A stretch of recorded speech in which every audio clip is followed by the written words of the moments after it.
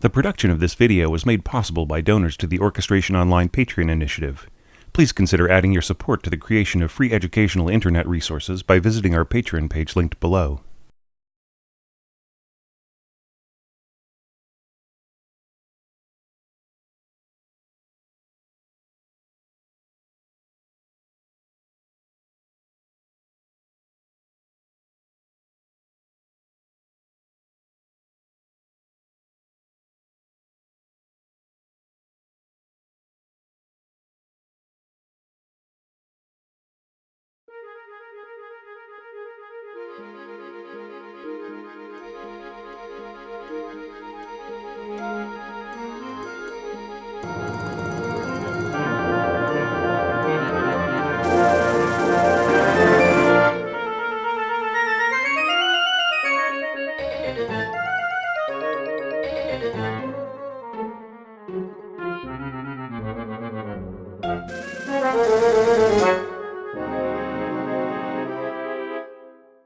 Our first entry from the C group is from Adi, and I want to stress once again that these entries are being shared in pretty much the order that they were submitted.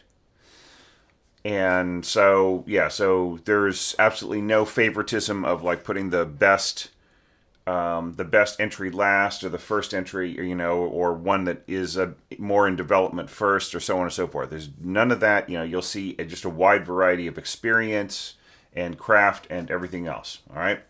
So moving on here, we've got a few interesting techniques here. We've got muted strings, and they didn't sound too muted in this mock-up.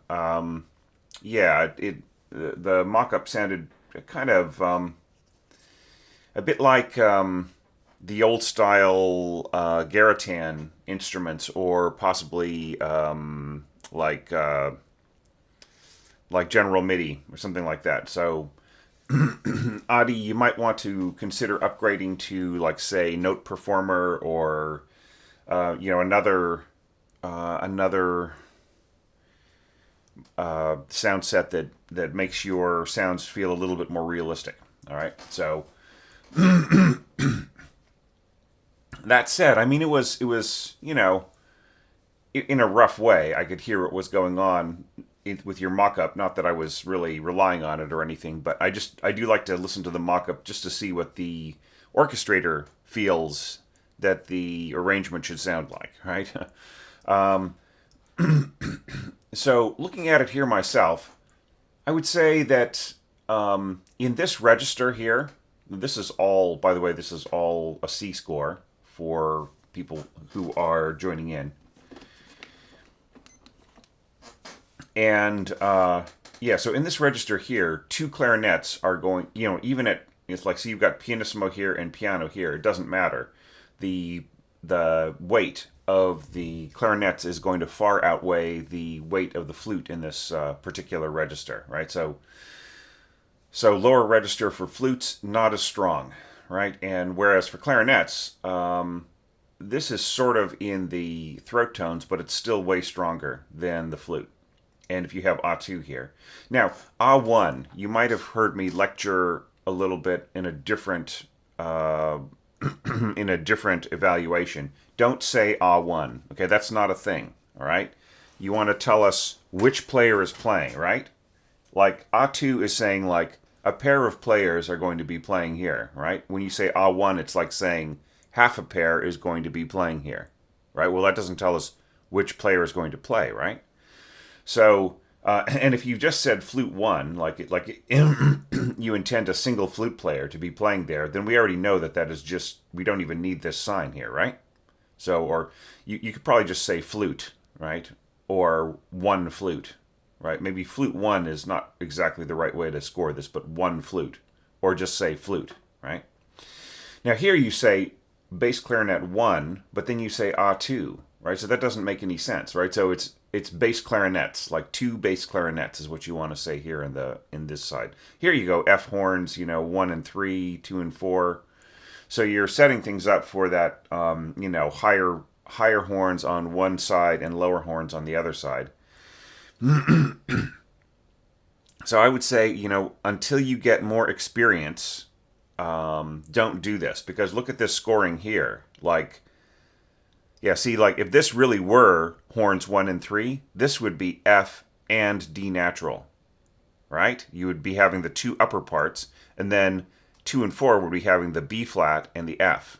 Okay, so this is actually scored as if it were 1 and 2, and then 3 and 4, right? So the parts interlock. You should go to orchestrationonline.com and check out my tip on horns 1, 2, 3, 4 versus 1, 3, 2, 4. Okay, just so you get a little bit more, and also check out an orchestration manual.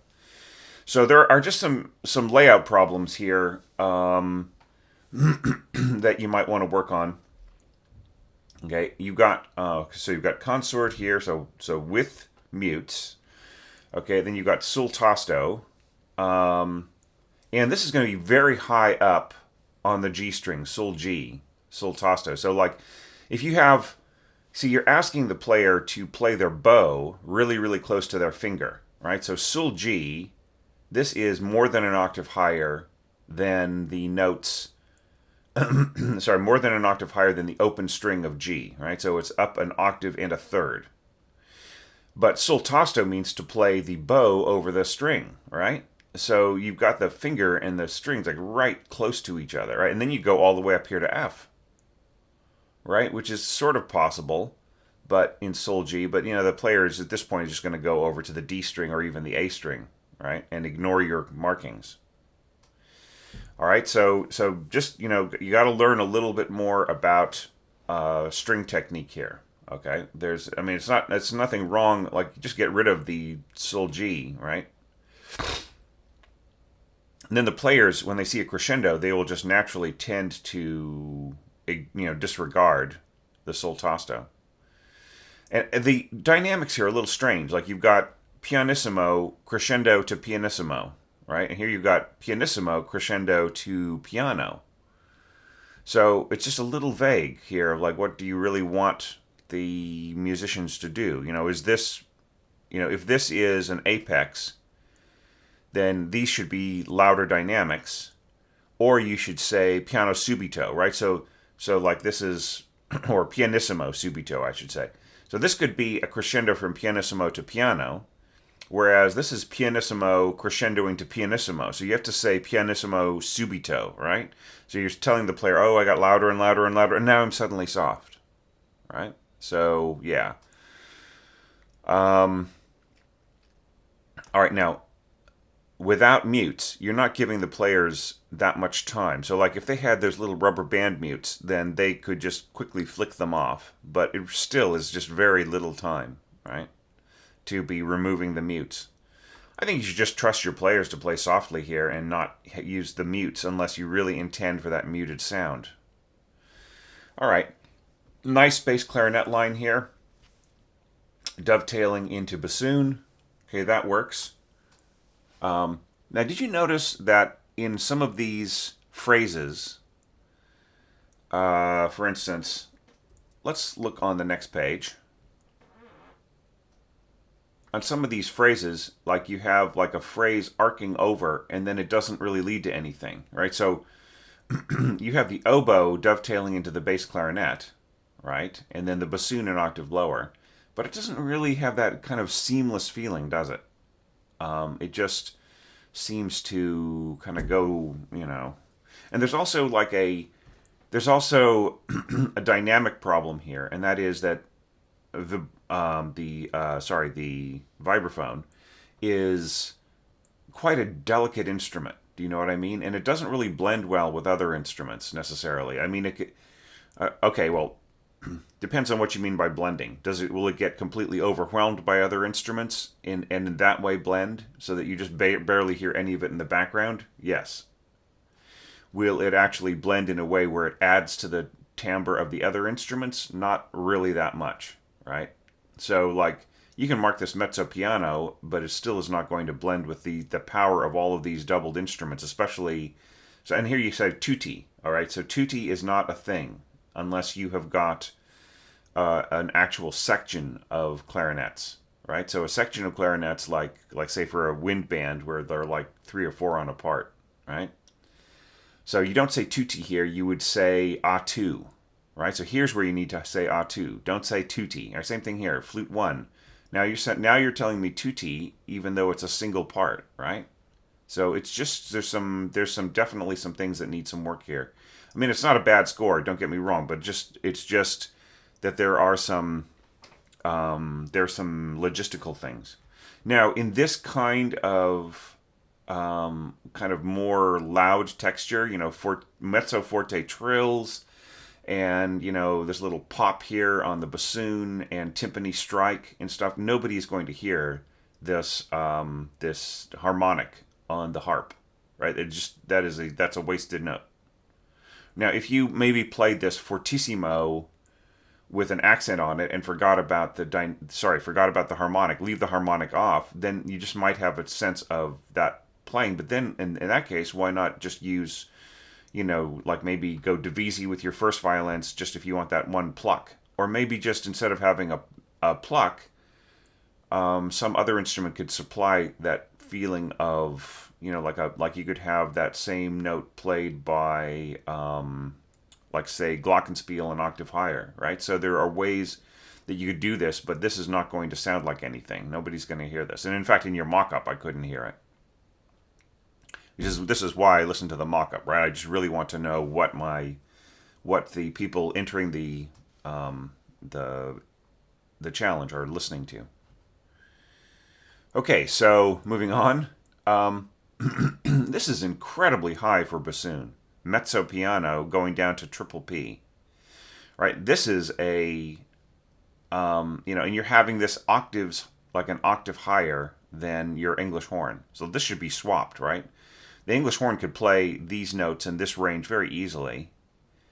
And then the bassoon could play this part, right? And then you're having this trill going down to the F.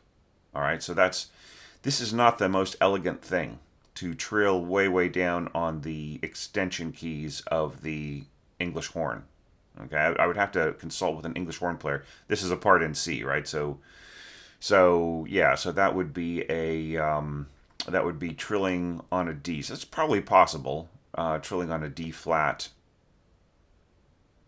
I'm trying to remember my fingerings for oboe family instruments. So it might be possible, and it might be just like awkward. Do you know what I mean? Like not as fast.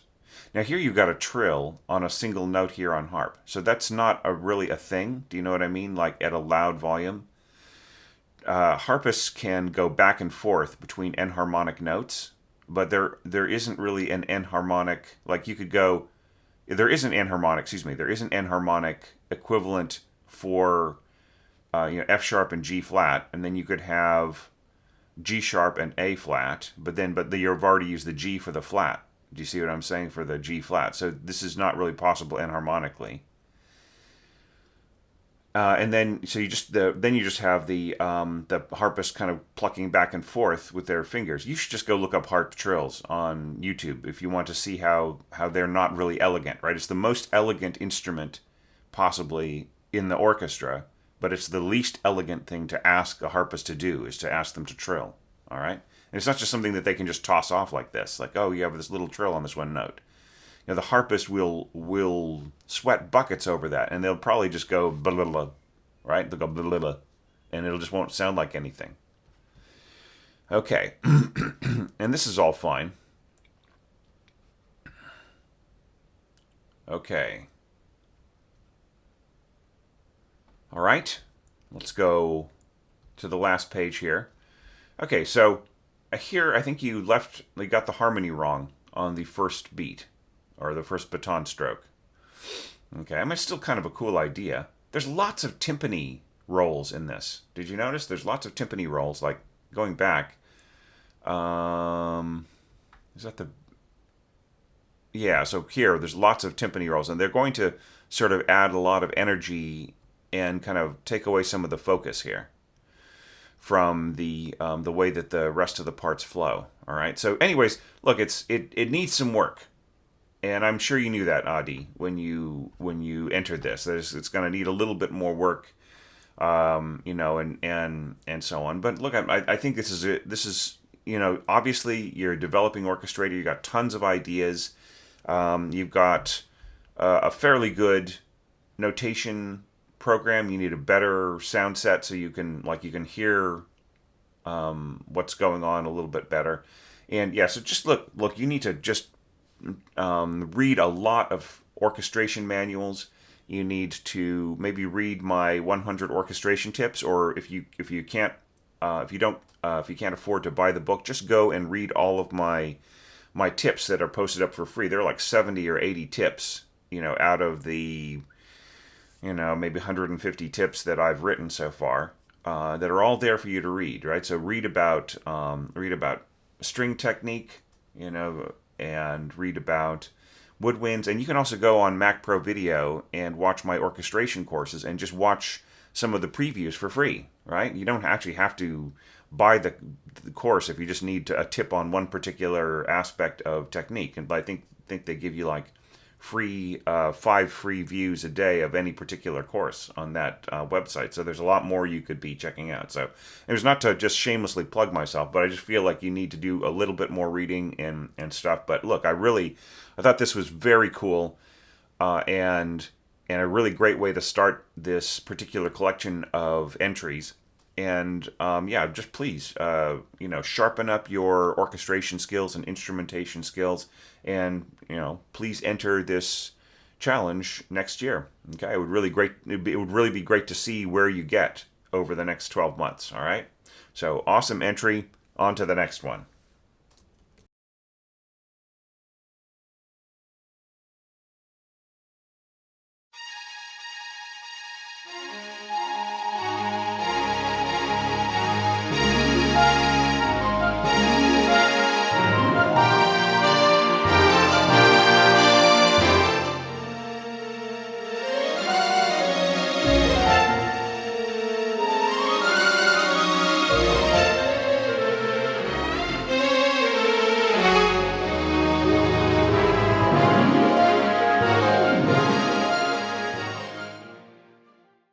And now we've got a very cinematic entry from Alberto.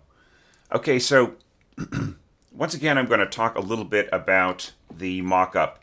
Alberto, it just seemed very trebly. Your mix seemed very trebly, like very, just a lot of really high frequencies, and just warning you that that mix may be giving you an illusion about the way the orchestra sounds if you always sort of have your sound set mixed like that. So I mean, not that there was any problem with that here, but just I would just be worried about that being your default of how the orchestra should sound. All right. So anyway,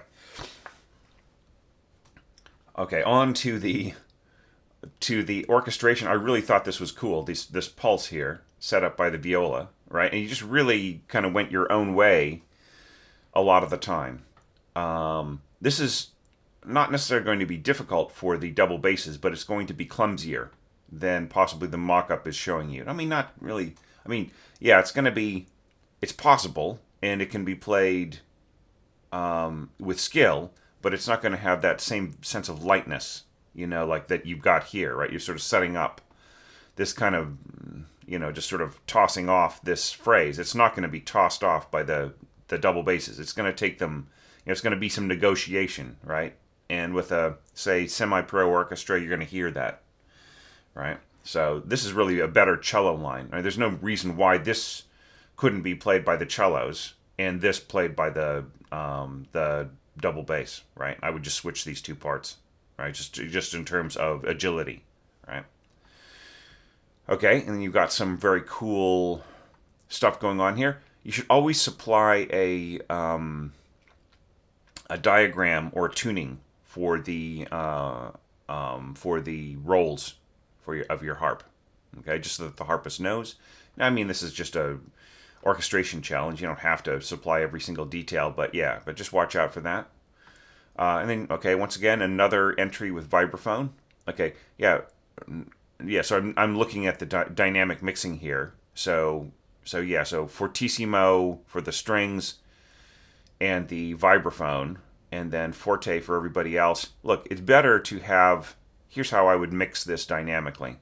I would say mezzo forte for the strings, forte. I would see you got this triple F here. That's just really, that's going to screech right here. So look, forte for the winds and strings, mezzo forte for the brass, and fortissimo for the vibraphone and the harp. All right, that'll balance this. Okay, because like, and then like, wow, just this fortissimo. I mean, look, you're going from mezzo forte in the strings to this. I mean, this is just going to really just ring out. It's going to be, maybe you had to do this to get the right sound from your sound set, but I wouldn't advise this. I would say forte, maybe, right?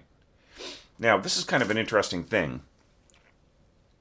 See, normally I would advise, hey, do this trill, this A flat to B flat trill here, in flute, right? So that an octave higher, that's in the sweet spot, the strong spot of the flute, rather than this sort of weaker register for the piccolo. It's the same exact notes, the same exact pitch, right? It's just that it's not as strong. But but then there's something to be said for that very folk-like, very bird-like sound.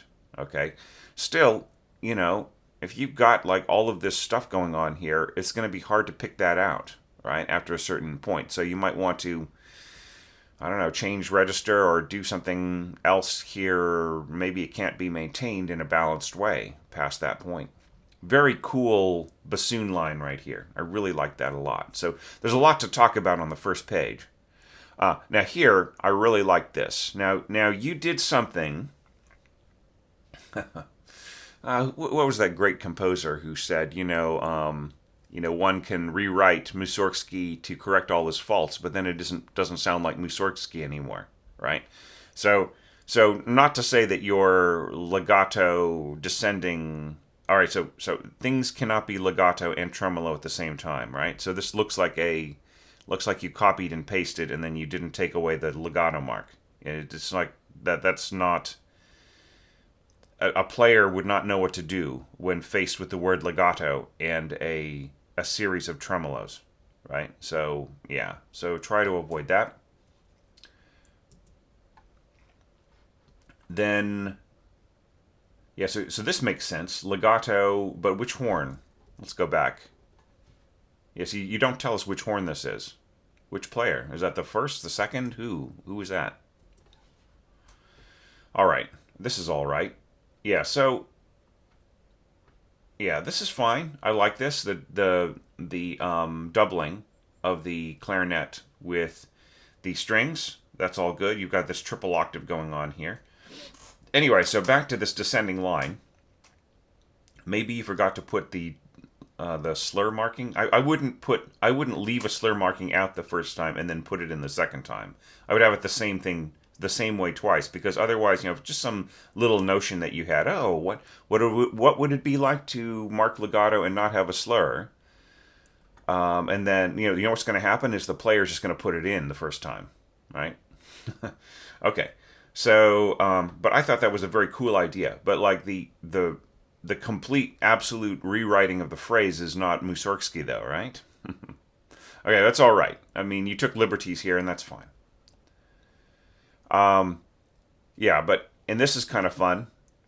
The vibraphone, tremolo, and this, and the sforzo piano thing. I would just say forte piano. Or SFP, not FZP. Do you know what I mean? SFP is fine. Okay, I think that the idea of FP really makes a lot more sense to the player. And then if you have the sforzo on a piano, then they understand it's an accent at forte and then suddenly dropping back down. Okay. And this was all nice right in here. And then you had these very brave sweeps here. Yeah. So I mean, it pretty much works. Like here we've got flute 1 and 2 and piccolo. See, like right here, this would be better a2 with your flutes, right? You don't need the piccolo, and the piccolo is playing not in its very strong register, and yeah, it's that all works. This is actually the spot at which the piccolo and the this is general area where the piccolo and the flute will blend the best, but it still is not a very it's not a very balanced unison. So it's better to have first flute in there, okay, and it's nice to bring a sense of shine to the top line here. All right. So I mean, it's all fairly good. I felt like here you have all this juice here towards like from A onwards. I mean, it would have been great to hear some of that earlier, but I know you're building up to it, right? So that's fine. But you wanted to show me what you could do, and this is all good. Once again, yeah, a kind of need a some sort of pedal marking. Pedal diagram there. And then you're sort of incorporating lots of elements at once, right? Yeah. Okay, so you don't need to mark pizzicato twice, right? So here you have pizzicato here and then pizzicato there, right? So the player's just going to keep playing pizzicato until they hear otherwise, and then arco here to cancel, right? Then that's all fine. Okay. Now here you've got forte, diminuendo to piano, and you've got all of your string players plus a wind player plus this punch here by the B flat trumpet. So how is anybody supposed to hear this harp? Do you know what I mean? Like you might be able to hear it in your sound set, in your mock-up, but it's not going to be audible, right? So like a big glorious arpeggio would be audible here, but just a few little notes over a trill is not going to be heard. Or like maybe a glissando might be heard, although you're already doing lots of glissandos. You could do just one single punch, like if you played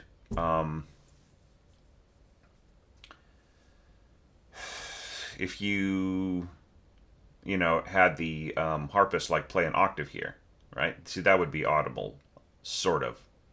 But then again, you got this B flat trumpet here, kind of punching at the same pitch. So yeah, so you got to basically figure out, how to balance that a little bit better. Now here you're doing a strange thing. This is the last thing I'm going to talk about in this excellent entry. That is, you have a trill and then you have a slide up to like a glissando up to the written G. So I mean, what do you want to do? That you want to go? Okay, so that's a player needs a little bit of time to smear. Okay, and then you're also asking them to smear from their throat tone on an A flat up to a G, and that's not really possible. All right. So it would be better to write this out as like say like a few notes going back and forth and then going up to here, like say maybe in 30-second notes in demi semiquavers, right? So just like a sort of a fancy figure where you're trilling and then you're playing every single note up to the G, right? That would work better. Anyhow, so great entry. Really enjoyed this one, and now on to the next one.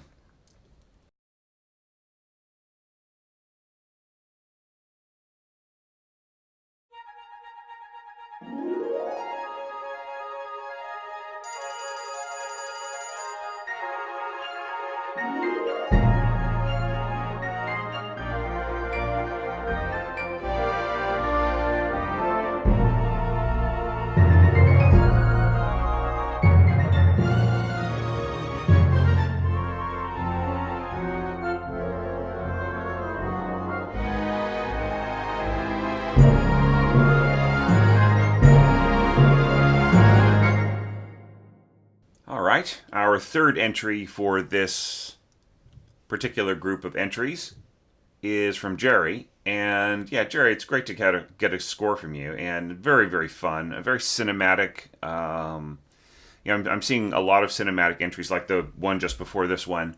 Lots of upsweeps on the harp, lots of bell percussion, sort of like glockenspiel, vibraphone, sort of a sense of freedom of motion. Do you know what I mean? Although sometimes the pacing can get to be a bit much. Just like but that's okay. Just a personal taste kind of a thing. Yeah, and then just like little gestures here and there. Yeah, so generally speaking, I would say you don't need bass clef in a part like this. Like the horn players would rather read this in treble clef, right? But that's probably just something you were. It's probably just one of those things where you were scoring everything in concert pitch and you had the horn players in bass clef just for convenience, and then when you changed everything to a transposing score, you probably neglected to change this back to treble clef. So yeah, so just watch out for that. I'm sort of compiling a list of errata, like general errors that people sometimes make, and this is one that's worth mentioning. Is just change your clefs back. Especially look for things like bass clarinet and horns and so on that are kind of mid range bass range instruments that are scored in treble clef. But no harm done. So moving on, talking about the instrumentation. So flute. We've got solo flute. I would say this isn't really a solo per se, right? So like avoid saying solo when you mean like flute 1 or flute 2, because this isn't really a solo. Do you know what I mean? It's like it just continues on and on and on and on. If this were really if these were really solo parts, then they would be then the entire orchestra would have to basically kowtow to them, right? The conductor would have to be controlling everyone else to make sure that they didn't play too loud. Now here you say unison when you mean A2, all right? So solo and unison is really more of a string thing, right? So you have your string soloist, and then you have the unison of all of the string players playing together. However, you can say flute 1 solo, right? Or just like say 1 period solo, and that tells us that the first player is really playing an actual solo, right? A functional solo, right? But here, what you really just mean is 1 period, and that's it. So I would say if you're going to polish up this score, try to get it played, change that to 1 period and just get rid of the solo. That's not a solo, right? A solo really is a featured part, right? If you have a solo here and a solo there and a solo and they just keep going back and forth, what you really just mean is 1, right? And then A2 or A2, if you are getting into the whole pronunciation thing. So yeah, so when you get the unison, let's see, where was the unison? Right here. So this would be A2. So in other words, both players, right? So you really have to tell us how many, because there might be 3 on a part, right? In which case, unison or tutti or whatever could mean all 3 players, right? So you just really have to tell us how many. Justin Toki has got a really, really great video on like A2, A3, solo, and so on. Okay. All right, now here, your bassoon part is so high.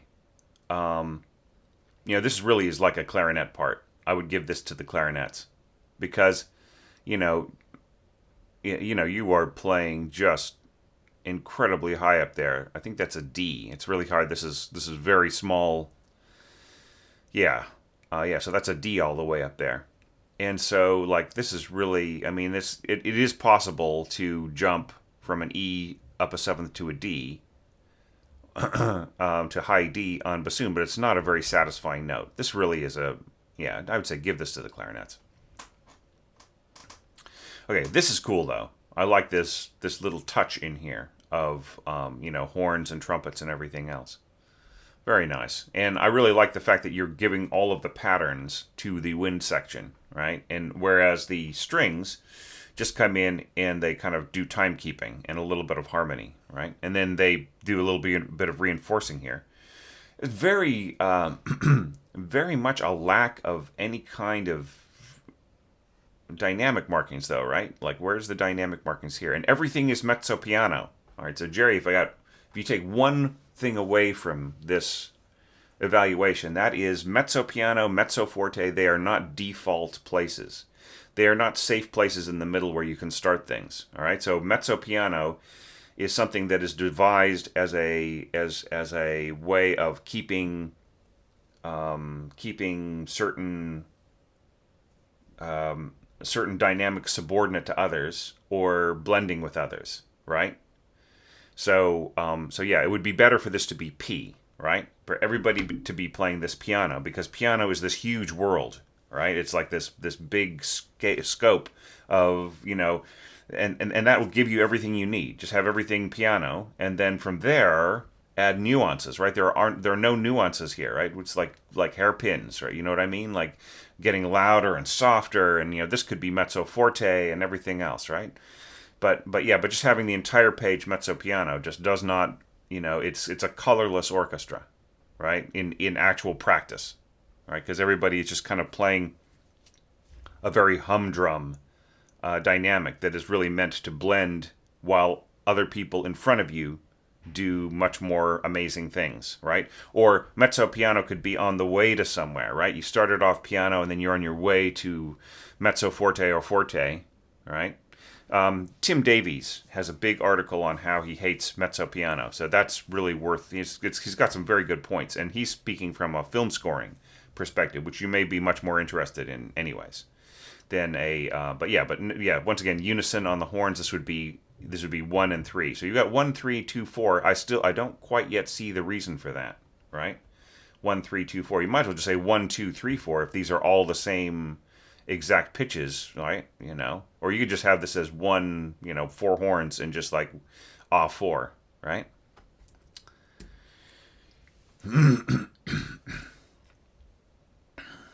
Yeah. Okay, so if these are all still unison, then that sort of justifies it. But, once again, there is a danger to scoring this way, and that is that you may lose the sense of relationship between the horns. Like if you're always scoring 1, 3, and 2, 4, then you kind of lose the sense of their interdependency, like the first and second horns interdependency, right? So I would say, go to orchestrationonline.com, read my tip about, I think it's called horn section relationships or something like that. I don't have the title memorized off the top of my head. Okay, so this is all pretty cool. This is a very active bassoon part. It's playable, but yeah, it's I almost feel like you should, like, instead of saying unison on this, you should have them trade off, right? Because it's just a lot to play. The way that I would split it up is like this: have the players have one player playing one pattern and the other player playing the other pattern, and then trade off on one note, right? So have your first bassoonist play this pattern and then finish with this note here, and then have the second bassoonist play this pattern, and then you don't need another dovetailing note. Just start again on the beat here with the first and then the second. And that's way, way, way, way easier to play. Okay, there's plenty of places to breathe here, so that's not a big problem. You've got a lot of unison of oboes and clarinets. That's a very, very thick, rich sound. You supplied a couple extra bars in here, so I'm kind of commenting on that a bit. But yeah, I just really wish I could see this in treble clef. It just would be a lot easier on my reading here for horn.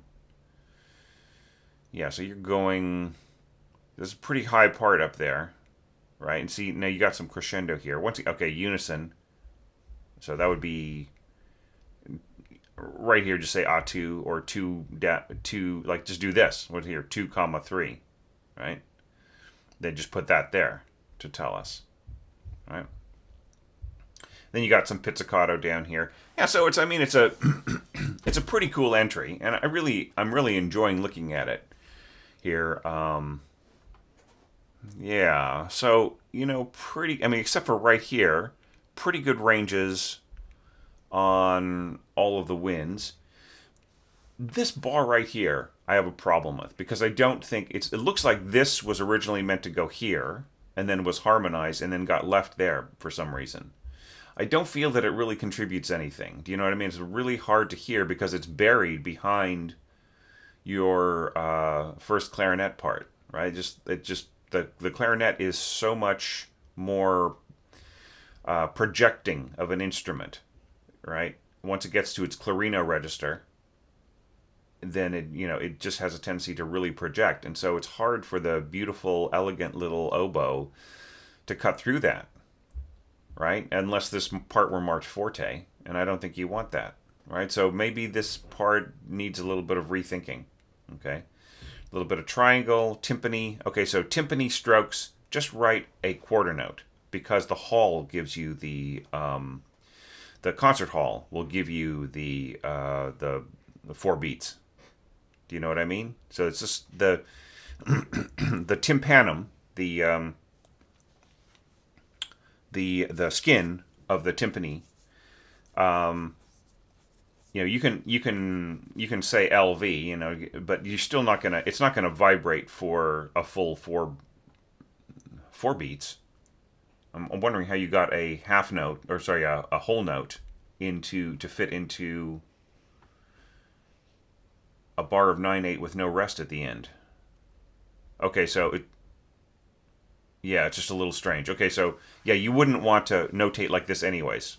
Like same thing here, this triangle, a whole note in a bar of 9/8. You would want a what you've got here, like similar to this but with a tie. So like, you would want your it's just confusing to the conductor and the score reader. Just make this into a a dotted half note tied to a dotted quarter note. Okay, and then same thing here. Just have a single stroke on like a dotted quarter note. Just boom, and then the hall will hold for the rest of the bar, right? And then here, same thing. Just boom, boom, boom, right? Just like this, just like this. See, this is perfect, right? You don't need that sense of sustain. Unless it's extremely delicate scoring where you've got a timpani solo, right? But that isn't this, right? There's no need to go overboard and to like put it's like putting training wheels onto training wheels, right? When you over finesse a timpani part. Okay, all right. So that's what I had to say about your piece, Jerry. Very cool scoring. I mean, really, you just need some work on some basic layout things and instrumentation, a little bit of instrumentation note markings and stuff like that, and fix up. Maybe just watch out for your clefs when you change back from C score to transposing. But yeah, but look, very very cool. I really like this a lot. So speaking of things that are cool, on to our next entry for this video.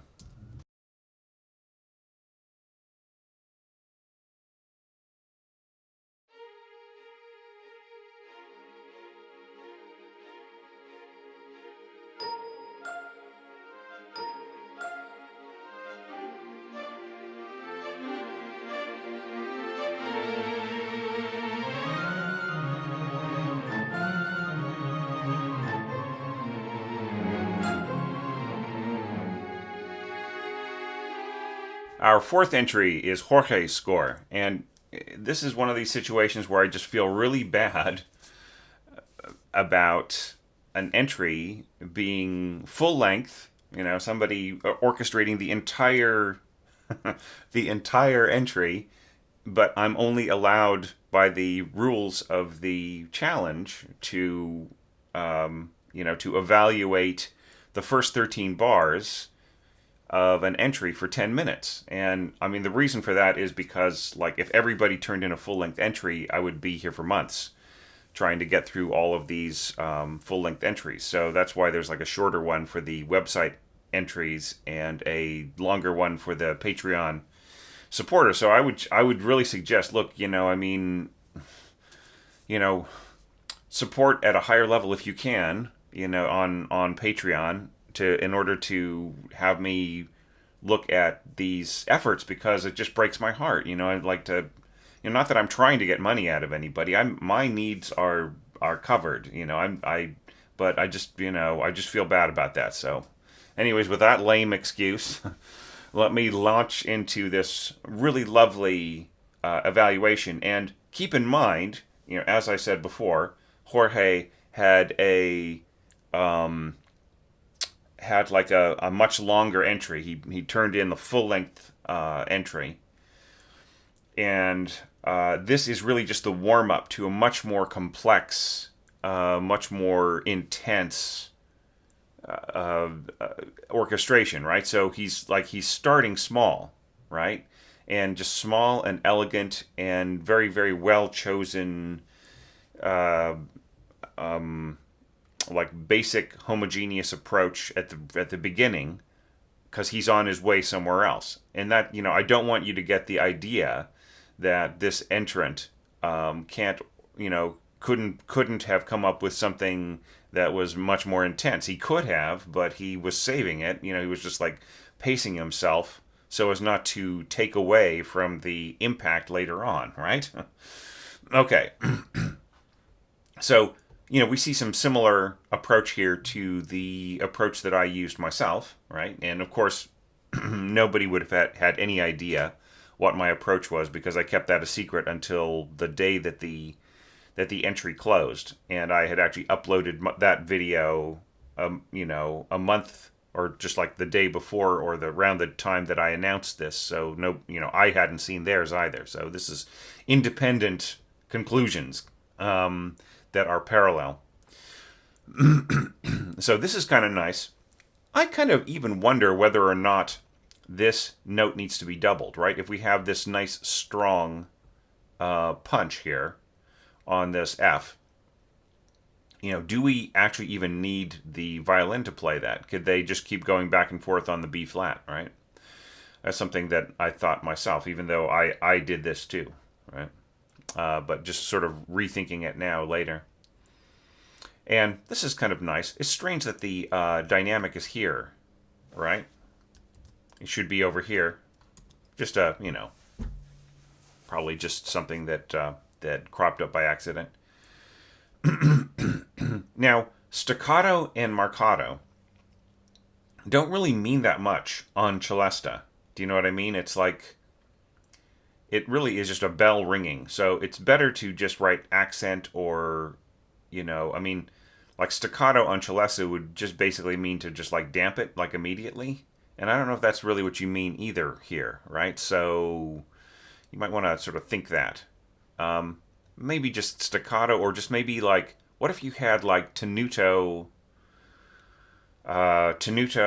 eighth notes, right? So that you would get the little clang, right? The full length of the clang that you get from celesta. But you get just a little bit of resonance from it, rather than it just really being cut off abruptly, right? The abruptness is really for the oboe and the pizzicato, right? Is that really needed for celesta? You might actually be intending for these notes to hang in the air, in which case I would say just mark these, as a dotted quarter note and then a dotted half note, right? Because it just depends on how long do you want the celesta tone to last here. Now, one thing I noticed with your mock-up was that things just started getting louder and louder and louder, right? And what you probably just intended was for this to get louder and then drop back down to piano. And this is sort of a romantic thing. Chopin and, like 19th century scoring does this a lot. They've got, little hairpins, but they don't really intend the entire thing to get louder and louder, right? So what you do here is you just take this P, copy it, paste it, hide it, right? So you've got your hidden P, and then you can just like paste it anywhere, right? And it'll stop those hairpins from just pushing the texture louder and louder and louder. Like you can do the same thing here. Now notice that they're completely disappearing, and that's because I've got in my settings, I've got I got invisible objects turned off. I could turn them on if I wanted to. I'm going up here, which is a little bit off screen. Hang on. Okay. All right, so now I can see hidden objects, so we can see those in grayscale, right? And that keeps keeps your mock-up from getting too loud. The players will understand that this is not a gradual crescendo. All right, next page. So this is pretty cool. So piano to mezzo forte to sforzando, and then here like mezzo forte to sforzando. So you wanted this to be quieter but still have punch. it's a little strange in that way to but I mean that does kind of work because it resets your dynamic every time. It's just a little odd. Um, you know, you know what? Staccato marcato. I don't think you really need that. I think you just need marcato because the marcato sort of implies a staccato, especially for wind instruments. It is like it's a punchy accent, right? It's for strings. It's martellato, so you're hammering.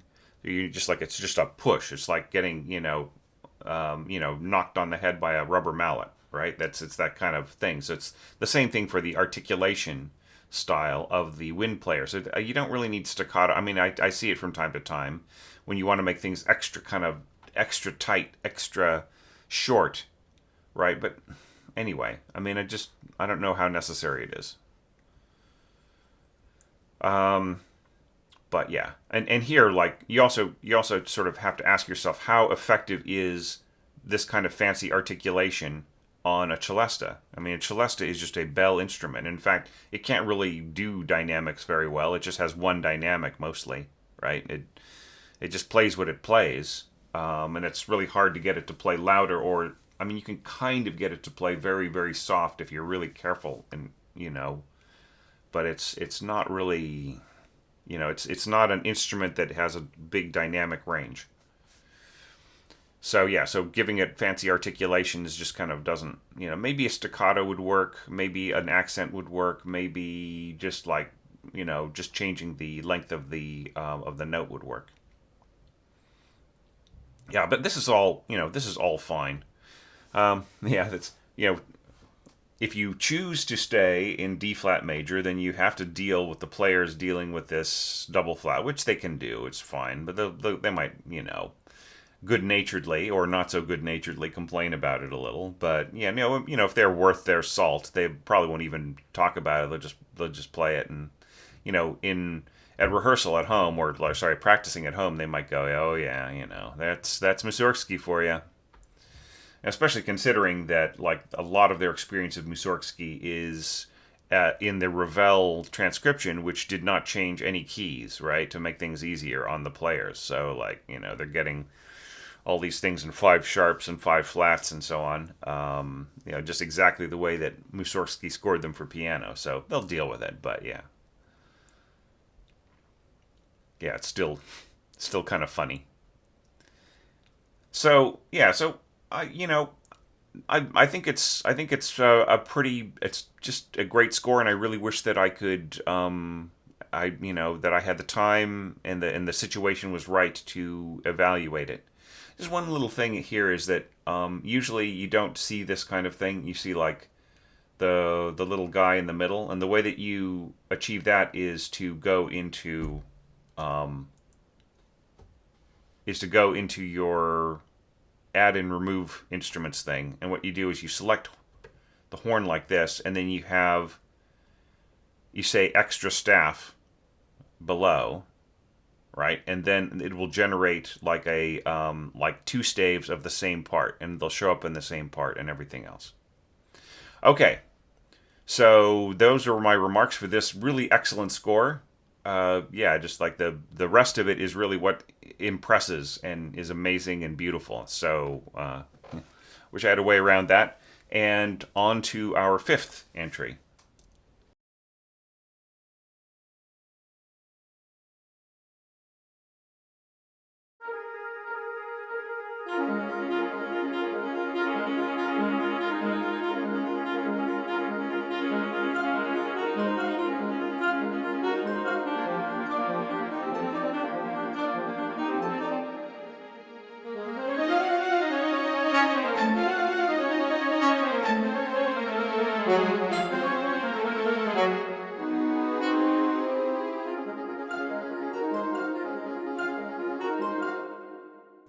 And now we get to Jose's very cool, very motoristic entry, and I feel that this really does evoke the seamstress, that sort of motoristic idea that Mussorgsky was going for. Uh, 96 to the dotted quarter note rather than the 92 that I had in my entry and that I set up for the Patreon entrance. So, very cool score. Now, this looks a little bit out of range, the alto saxophone. So, I'm going to just change this to a transposing score, right? And then immediately you can see that this is really easily within, beautifully sits in the alto saxophone's range, right? Gets a little, the D is going to be fine, but it's still, it's not ideal, but yeah, but it's playable. It's all right. And I really like the way that these winds are trading off, and kind of just like dovetailing at the end or at the beginning of each bar. I don't think that the dovetailing is necessarily all that. I don't is necessarily all that necessary. Is all that necessary? Because because of the accent at the beginning of each beam group, right? So if you are going to be punching that anyways, you don't need to have this beautiful fluid line that interconnects on a particular note, right? So in this case, I would say you can just leave out the dovetailing. It's completely not necessary. But trading back and forth between the first and second player of each woodwind family is a great idea. Okay. Now here I really feel that you do have to tell us how many of each there are, right? So like 2 oboes, 2 flutes, 2 clarinets, 2 saxophones, right? Because usually saxophone will appear as a single instrument in the orchestra, just as like the occasional visitor. So yeah, so it just really has to be marked like how many, 2, right? But it's very cool to bring in saxophones into the group. You have to be aware, though, that they will drown everybody else out. Okay, so so this would have to be marked down to pianissimo, right? If you really want to blend with the clarinets, this has to be pianissimo. All right, and then you'll get a warm kind of a golden sound out of it. It's still this close to the flutes and oboes playing together, it is still going to not really balance that well. I hate to say, but anyways, I see what you're trying to do here, and it's an admirable idea. it will take this can balance, but it'll take a lot of work from the players. Okay, and then you've got the this is such a cool idea, the melody being played by the other player each time, right? Sort of trading back and forth. So the first player gets a chance to play it, and then the second player gets a chance to play it, and it's great that therefore you started this off, with the second player first, and then you added this extra bar, and so that the math could all work out. But you could just cut one of these out and start with the first player, as far as I'm concerned. Keep Mussorgsky, right? Don't add an extra bar. Just have it, have there be 3 bars of intro before the melody starts, right? And something else you have to understand too is that, like, after all of us have been listening to these entries one after the other, we'll immediately detect an extra bar put in here or there, or a phrase changed differently, won't we? Right? Because we'll kind of see that. Okay, so harp, what dynamic? Right? If you want, like with this, against this bustling texture here, you are going to want forte marked here, right? So otherwise it's just invisible. So now, page 2. Yeah, this is very fun. So I think you missed the A natural here, right? It's B flat to A natural, right? It's a half step, right? Because you end on an A, right?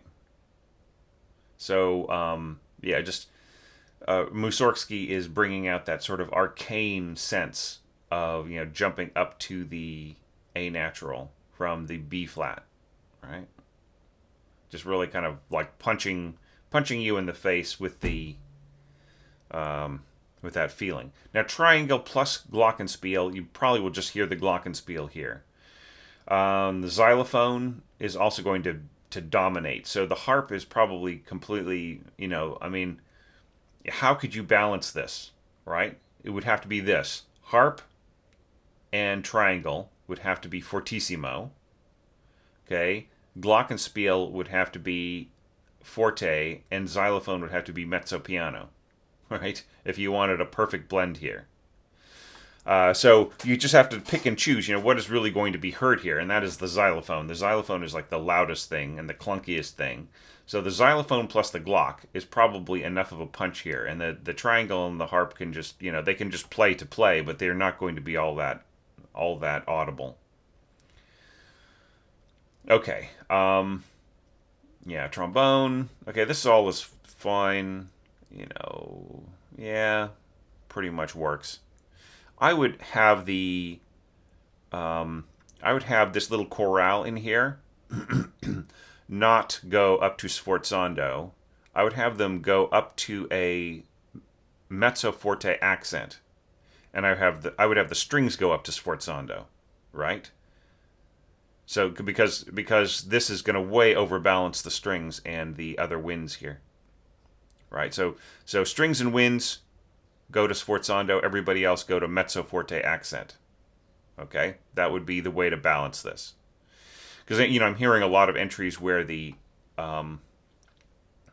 where this just like this central voice here just really overwhelms everybody, right? So so watch out for that. Yeah, and this is kind of nice. The alternating punches here of of the brass and bassoon, against the percussion and harp. That is a very cool entry. And then everybody else just cruises through here, and you have just a touch of piccolo above. Okay, and that all works really nicely. This gets to be really soft, though. Do you know what I mean? And then like the flute is getting lower and lower and less effective, right? At forte, it's just almost completely unnecessary by the time you get to this A. I would put the trill up here, right? So like just make the flutes double an octave higher, because they're completely not needed here, right? The oboe is going to be perfectly fine on its own here. Yeah, so and you might just want to leave the flute out until right here, right? But you're constantly having flute doubling oboe in a place where the oboe is at its strongest and most sensitive, and the flute is at its weakest, right? Or just it starts to gain a little bit of strength here, but it's still not the ideal place for a blend with the oboe. All right, that is a little bit higher. Anyway, but so there are some compromises that you had to make here, and I understand your reasoning and everything else, but just it's not perfect yet, right? So, but it's still very good. Do you know what I mean? It's a really great interpretation of this, and just like pretty much all the entries so far, I'm just inviting the orchestrator to please participate next year if you can, because you've got some great ideas here. The addition of the saxophone alone was very innovative and brought a new flavor into this, even though it does create balance problems, right? So, anyways, thank you for an excellent entry, and now on to our last entry for this group of challenge scores.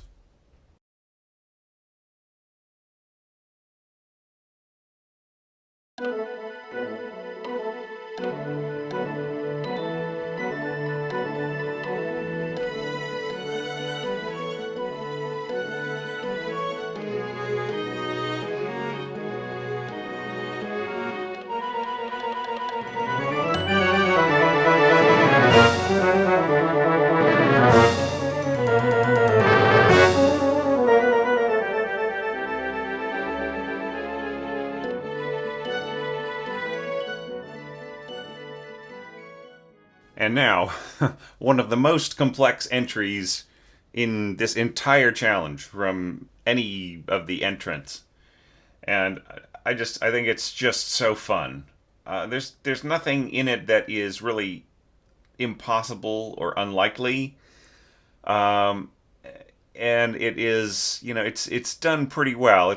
I don't know if all of these textures will work, but they're still just fascinating. Do you know what I mean? So, you've really done some great work here, Lazi, and yeah, yeah. I mean, I love these little, the winds fading in and out of each other, and then just like these little clicks from the wood blocks are very entertaining. It almost sounds like a cash register here and there, and I wonder if that was intentional. Do you know, like the old style cash registers that had very clicky buttons, and then there would be like a ring when the sale was finalized. Um, yeah, it's just it's just the little touches of glockenspiel, and this is going to be even at 82. This is going to be quite a just very challenging for the glockenspiel player. Keyboard Glock probably is what I would the jeu de timbre is what I would probably want here as as a conductor or as a percussionist. Um, yeah, and then like the little the little fours against the threes, just make really break things up, and they make the harp part kind of more nebulous and more of a texture than really any kind of functional thing, and yet it works fine. Do you know what I mean? These all the harp writing here, the scoring is perfectly fine. And then you have the little solo violins, like you have two solo violins playing this, and then two um, violas playing the melody there, and that is pretty much the melody, except for just a little bit of support here from clarinet and second flute and first flute, right? So, and then on the violas, there's a little bit more support. Um, I think that just the balance here would need to be worked on very carefully by the conductor. You've scored it out, right, to be a little bit more likely. But I would actually score this as like mezzo forte cantabile myself, to just really and somehow underline this, or just in some way just really make it clear that all of this is just a murmuring. This is beautifully just murmuring along underneath the the rest of the players, or there's just these little solo players. It's such an ingenious idea to have just to completely submerge everybody underneath these octave solo players, right? And then we get into a much stronger texture, forte piano, and then going into this,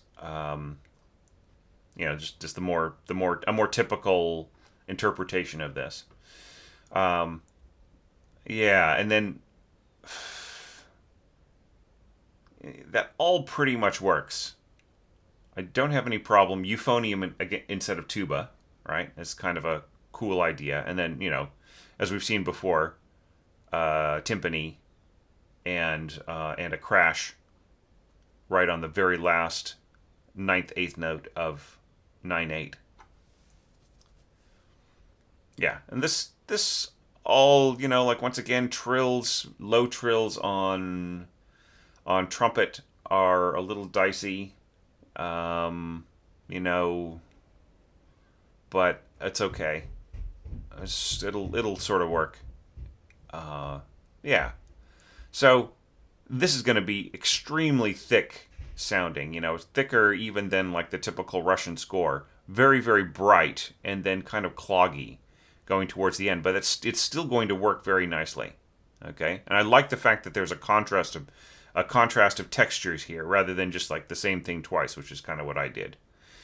And then and then starting stronger, and then and then letting this swell come out here, but not too much. Do you know what I mean?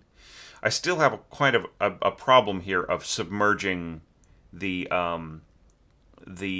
bustling 16th notes beneath the swell from the other players. But since you cut back immediately, pianissimo to forte piano, diminuendo to pianissimo, then it still pretty much works. But it's I'm just worried about this getting buried, right?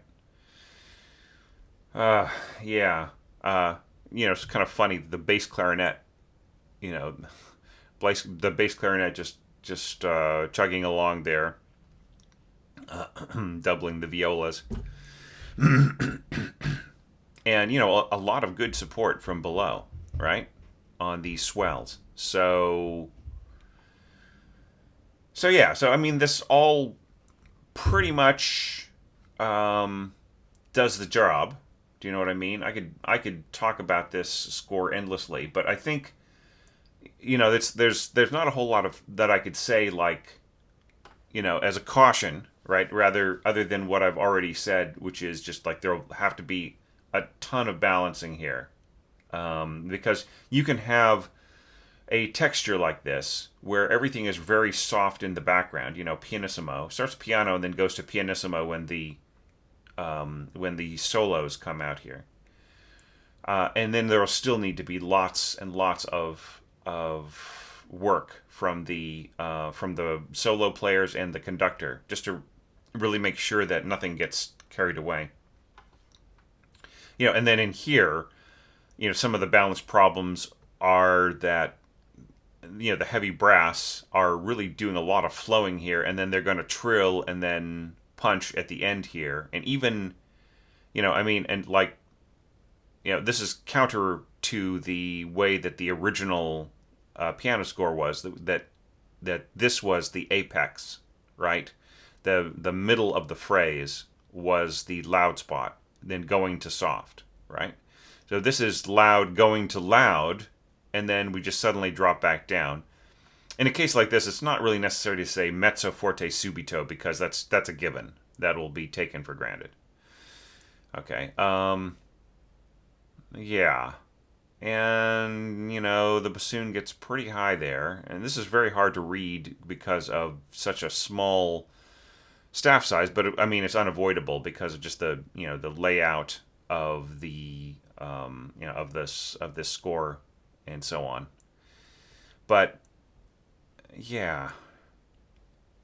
Yeah, so there were probably one or two other little things that I could pick out here, but I think I'll just stop now, because I don't want to ruin I don't want to ruin the evaluation by getting to be too picky. I think that it is pretty much ready to go to the stands, maybe with a couple of little last thoughts by the orchestrator. So, great job, and it is so great to get scores from you again, and to see your very developed thoughts on things, and it's just really cool for me to see people come back year to year, and to see where their head's at, if they are a developed orchestra or a developing orchestrator. Sorry, if they are a developed orchestrator or a developing orchestrator. To see, where their interests are going, what their imagination asks them to do. And that's true of pretty much everybody in this challenge. I mean, especially people who, like, kind of make a rough start. Do you know what I mean? Like, maybe their entry needs a little bit more work than they were anticipating. Or maybe it was like they're just their first try ever, and they just decided to see how well they would do, and maybe they did way better than they thought, or whatever. It's just great to see people come back again, right? If everybody would come back next year, boy, I'd have my hands full. But if I could continue to see some of the same faces again, it just really gives me a wonderful feeling of continuity, and seeing people improve and get better just makes me feel like the whole purpose of these